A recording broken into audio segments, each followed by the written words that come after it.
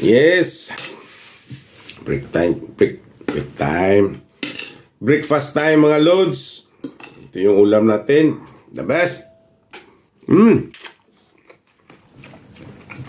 No. Pag isda na may gulay, may sabaw. It's the best na yung ulam.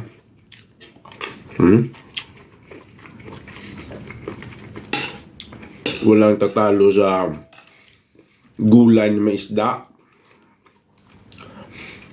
Huwag lang haluan ng mga kung anong mga piking budbud sarap.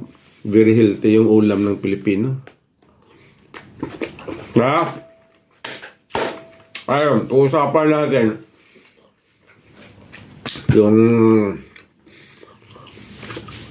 flood control scam. Ha? Dapat ang tawag dyan is scam.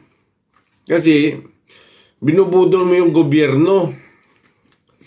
Pero tawag nila Ghost Project. Hindi Ghost Project yan. Yung Ghost Project, yes, I understand. Yung ginawa nila na proyekto na hindi na ginawa, Ghost Project ang tawag doon.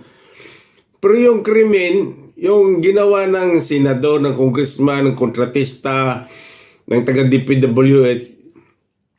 DPWH, scam yan. Panluloko, fraud.